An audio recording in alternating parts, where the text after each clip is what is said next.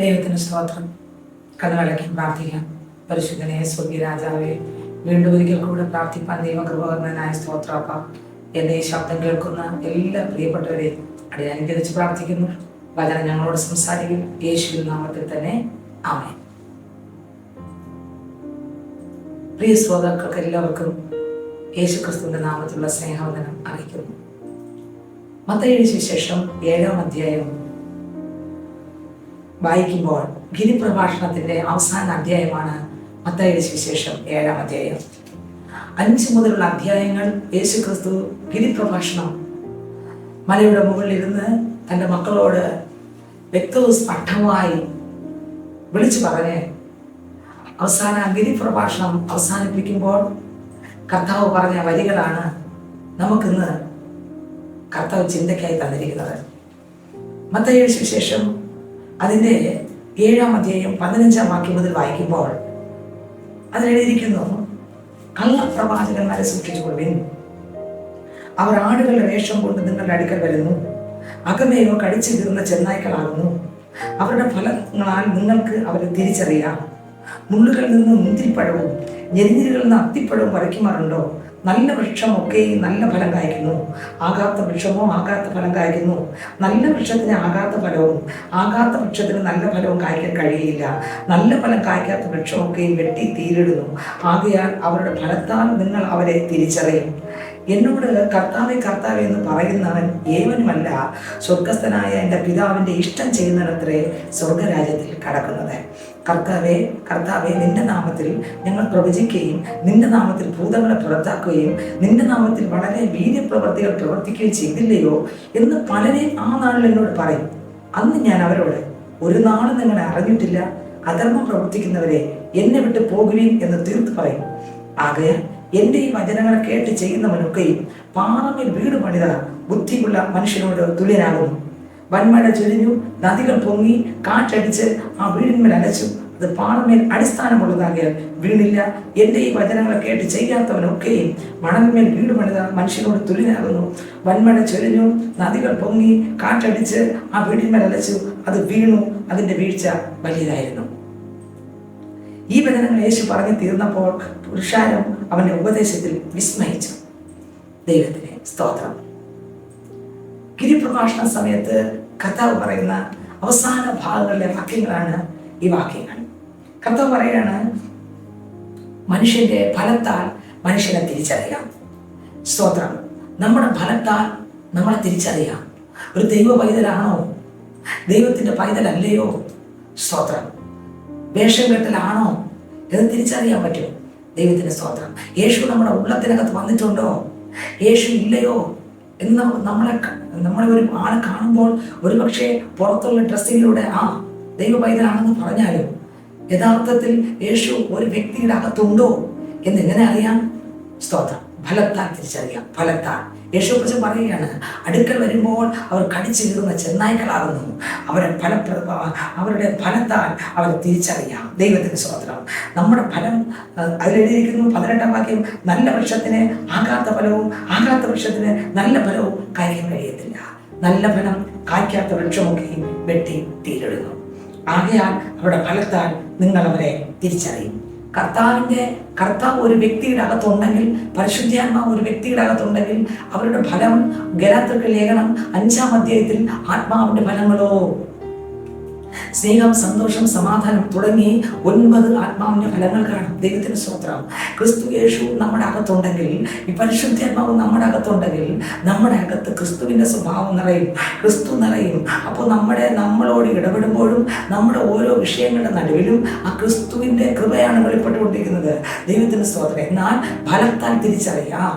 സ്തോത്രം. നമ്മുടെ മുറ്റത്ത് ഒരു പേര നട്ട ശേഷം അതിൽ സ്തോത്രം ഒരിക്കലും മുന്തിരി കായ്ക്കത്തില്ല, പേരയ്ക്കേ കായ്ക്കത്തുള്ളൂ. ദൈവത്തിന് സ്തോത്രം. ആമേൻ.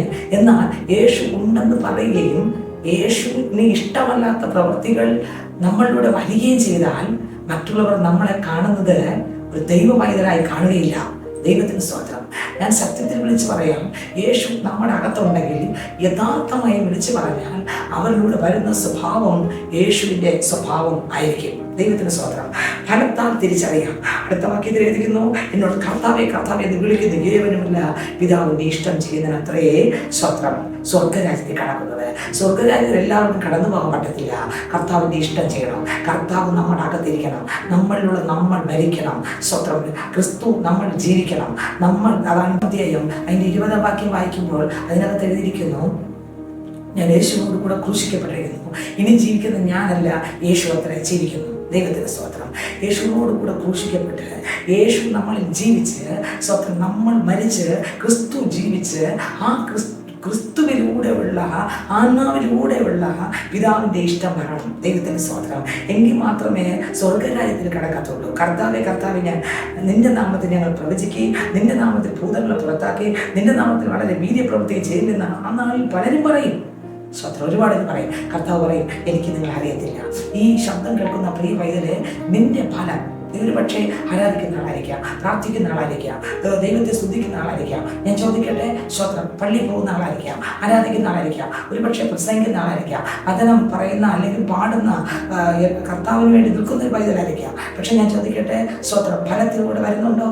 ഇല്ല എങ്കിൽ മുട്ടുമടക്കുക, പ്രാർത്ഥിക്കുക. കർത്താവെ എനിക്ക് അങ്ങ് നിറയണമേ. എൻ്റെ ജീവിതത്തിനകത്ത് അങ്ങയുടെ സ്വഭാവം വരണമേ. കർത്താവ് എൻ്റെ ജീവിതത്തിനകത്ത് പാവം വരുന്നു. കർത്താവിൽ നിറഞ്ഞെനിക്ക് പോകണം. കർത്താവിൽ ഫലം കായ്ക്കണം. കർത്താവിൻ്റെ ഇഷ്ടം വരണം എന്ന് നമ്മൾ പ്രാർത്ഥന, ഒരു നിലവിളി, കർത്താവിലേക്ക് മടങ്ങി വരാം. സ്വയങ്ങളെ പൊട്ടിക്കുക. ക്രിസ്തുവിൻ്റെ ഹിതപ്രകാരം മുന്നോട്ട് പോകാം. ഹല്ലേലൂയ.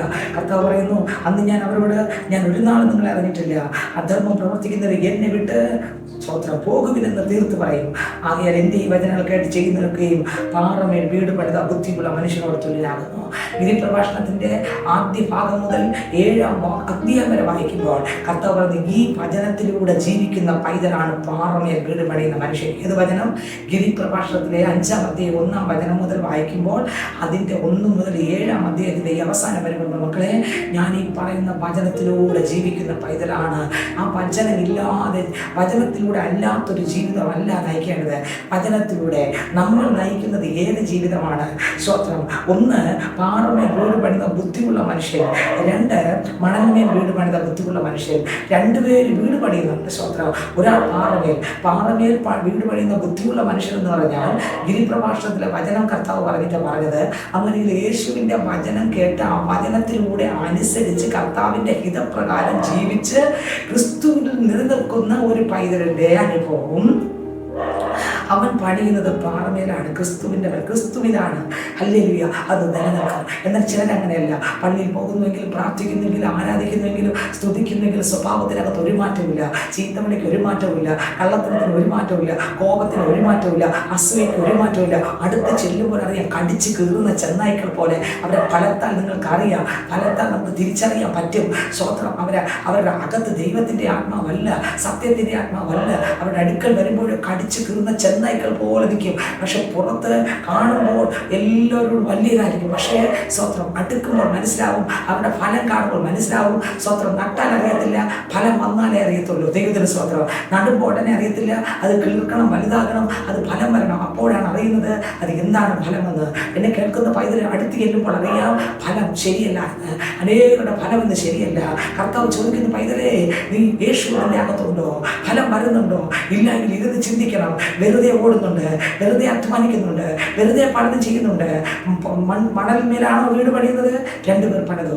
1 പാറമേൽ, 1 മണലിന്മേൽ. മണലിന്മേൽ വീട് പണിത മനുഷ്യൻ കാറ്റടിച്ചു, പ്രതികൂലം വന്നു, പെട്ടെന്ന് വീണു. പ്രശ്നം വരുമ്പോൾ വീഴുന്നവൻ മണലിന്മേൽ വീട് പണിയുന്നവനാണ്. എന്നാൽ പ്രതികൂലം വന്നാലും, കാറ്റ് വന്നാലും, തിരമാല വന്നാലും, ഒറ്റപ്പെടൽ വന്നാലും, ആരെല്ലാം തള്ളിക്കളഞ്ഞാലും സ്വത്രം മാറിപ്പോകാത്തവനത്രേ പാറമേൽ വീട് പണിത ബുദ്ധിയുള്ള മനുഷ്യൻ. പ്രതികൂലം കണ്ടവൻ ഭയപ്പെടുന്നവനല്ല, പ്രതികൂലം കണ്ട് പ്രശ്നം കണ്ട് ഭയപ്പെടുന്നവനല്ല.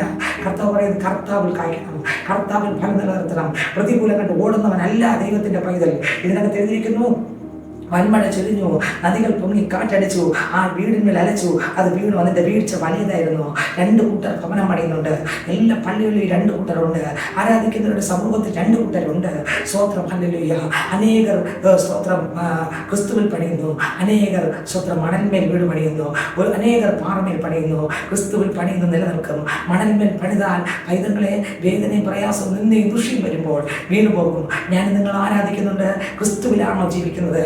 ക്രിസ്തുവിന്റെ വചനത്തിലൂടെയാണോ, വചനപ്രകാരമാണോ പണിയുന്നത്? അതോ സ്തോത്രം ഹല്ലേലൂയ പ്രശ്നം വരുമ്പോൾ നമ്മൾ പിന്മാറി പോകുന്നവരാണോ? കർത്താവിനെ തള്ളി പറയുന്നവരാണോ? സ്വന്തം കർത്താവ് പറയുന്നു, പ്രശ്നം വരുമ്പോൾ തള്ളി പറയുന്നതിനെ കുറിച്ച്, വീണ് പോകുന്നതിനെ കുറിച്ച് പറയുന്നു. വൻമഴ ചൊരിഞ്ഞു, നദികൾ പൊങ്ങി, കാറ്റടിച്ചു, ആ വീടിന്മേലച്ചു, അത് വീണു, അതിന്റെ വീഴ്ച വലിയത്, നിത്യ നരകത്തിനകത്തോട്ട് പോകും. താഴോട്ടുള്ള വചനം പറയുന്നു, വിസ്മയിച്ചു എല്ലാവരും, വചനത്തിൽ വിസ്മയിച്ചു, പക്ഷെ അനേകർക്ക് ഉൾക്കൊള്ളാൻ കഴിഞ്ഞില്ല. എന്റെ ശബ്ദം കേൾക്കുന്ന എന്റെ സഹോദര സഹോദരി, താങ്കൾ യേശുവിനെ കണ്ടുമുട്ടി ആരാധിക്കുന്ന വ്യക്തിയാണോ? സ്വത്രം. എന്നാൽ ഹല്ലേലൂയ ഫലത്താൽ തിരിച്ചറിയാം യേശുവിന്റെ ആത്മാവ് നമ്മുടെ അകത്തുണ്ടോ, സ്വത്രം എന്ന് പരിശുദ്ധാത്മാവ് ഉണ്ടോ എന്ന് ഫലത്താൽ തിരിച്ചറിയാം. യേശുവാണോ അതോ കപട വേഷമാണോ എന്ന് നമ്മുടെ ഫലത്താൽ തിരിച്ചറിയാം. ക്രിസ്തുവുള്ള പൈതൽ ഒരിക്കലും സ്തോത്രം അശുദ്ധ ഫലം വരത്തില്ല, ക്രിസ്തുവിന്റെ ഫലം വരും. നമുക്കൊന്ന് ചിന്തിക്കുക, എന്നിലൂടെ വരുന്നത് ക്രിസ്തുവിന്റെ ഫലമാണോ, ദൈവഹിതമല്ലാത്ത ഫലങ്ങളാണോ? അങ്ങനെയെങ്കിൽ അത് വിട്ട് തീയിലിടുമെന്ന്, അത് നിത്യ നരകത്തിനകത്ത് പോകുമെന്ന്. പള്ളിയിൽ പോയി ആരാധിക്കുകയും ചെയ്യും, പള്ളിയിൽ പോവുകയും ചെയ്യും, പാപം ചെയ്യുകയും ചെയ്യും, അവസാനം നിത്യ നരകത്തിന് ഓഹരിക്കാരായി തീരും. എൻ്റെ ശബ്ദം കേൾക്കുന്ന പൈതലെ, സത്യവചനമനുസരിച്ച് നമുക്ക് നോക്കാം. എൻ്റെ നോട്ടം, എൻ്റെ ചിന്ത, എൻ്റെ വിചാരം, എൻ്റെ പ്രവർത്തനം യേശുവിലൂടെ ആണോ, ദൈവഹിതപ്രകാരമാണോ? അല്ലെങ്കിൽ ഒരു ദിവസം നമ്മളെ വെട്ടി എരിത്തീയിലകത്തിടും. അതിനേക്കാളും നല്ലത് ഈ ശബ്ദം കേൾക്കുമ്പോൾ നമ്മെ തന്നെ ശോധന ചെയ്യാം. ഞാൻ ക്രിസ്തുവിലാണോ ജീവിക്കുന്നത്? ഞാൻ ക്രിസ്തുവിലാണോ നടക്കുന്നത്? ഞാൻ ക്രിസ്തുവിലാണോ സംസാരിക്കുന്നത്? ക്രിസ്തുവിന്റെ ഭാവം ഇതിലുണ്ടോ? എന്റെ സ്വയങ്ങളാണോ ഭരിച്ചുകൊണ്ടിരിക്കുന്നത്? നമുക്ക് കണ്ണിലടയ്ക്കാമോ? പ്രാർത്ഥിക്കാമോ? കർത്താവിൻ്റെ അടുക്കലേക്ക് വരാമോ? നമുക്ക് കണ്ണിലടയ്ക്കാം, പ്രാർത്ഥിക്കാം. പരിശുദ്ധനെ സ്വർഗീയ രാജാവേ, കർത്താവേ, അപ്പാ ഈ ശബ്ദം കേൾക്കുന്ന എൻ്റെ സഹോദരൻ സഹോദരി ദൈവങ്ങൾ തരുന്നു. അപ്പാ കർത്താവ് യേശുവിനെ കണ്ടുമുട്ടാത്തവരാണെങ്കിൽ കർത്താവ് അവരവർ തുടരണം. അപ്പാ അവർ യേശുവിനെ കണ്ടുമുട്ടട്ടെ, പാപത്തെ ജയിക്കട്ടെ, ക്രിസ്തുവിൽ ജീവിക്കട്ടെ. അപ്പാ ജീവന്റെ പുസ്തകത്തിൽ പേരിലേക്ക് കാണട്ടെ. കർത്താവ് പ്രാർത്ഥിക്കാൻ പോകുന്ന, പള്ളിയിൽ പോകുന്ന, ജീവിതത്തിനകത്ത് മാറ്റമില്ലാത്ത ആളാണെങ്കിൽ കർത്താവെ ക്രിസ്തു എല്ലാവരിലും വസിക്കട്ടെ. സ്വഭാവത്തിനകത്ത്, ജീവിതത്തിനകത്ത്, നോട്ടത്തിനകത്ത്, സംസാരത്തിൽ, ഇടപെടൽ യേശുവിൽ ജീവിക്കട്ടപ്പ. സ്വഭാവത്തിലൂടെ യേശുവിനെ വെളിപ്പെടുത്തുവാൻ, ദൈവം പ്രസാദിക്കുന്ന ജീവിതം ജീവിക്കുവാൻ ഞങ്ങൾ എല്ലാവരും സഹായിക്കണമേ. അവന്റെ വീഴ്ച വലുതായിരുന്നു. അതേ കർത്താവ് നിത്യ നരകത്തിനകത്ത് വീഴാതെ ഞങ്ങൾ എല്ലാവരും നിത്യത്തിൽ എത്തിച്ചേരുവാൻ സ്വർഗം സഹായിക്കണം. ഞങ്ങൾ പാവക്കറകളെല്ലാം ക്ഷമിച്ച് ക്രിസ്തുവിൽ ഞങ്ങൾ ജീവിക്കട്ടെ, ക്രിസ്തുവിൽ ഫലം കായ്ക്കട്ടെ. പാവമേ വീട് പണിയുന്ന വൈദ്യരായി ഞങ്ങൾ മാറട്ടെ. സ്വർഗമംഗളത്തിന് ചെയ്തിരിക്കെ സ്തോത്രം, പ്രാർത്ഥനയ്ക്ക് സ്തോത്രം, യേശുവിൻ നാമത്തിൽ തന്നെ. ആമേൻ, ആമേൻ, ആമേൻ. God bless you. ദൈവം എല്ലാവരെയും അനുഗ്രഹിക്കട്ടെ. ആമേൻ. Subscribe to my channel.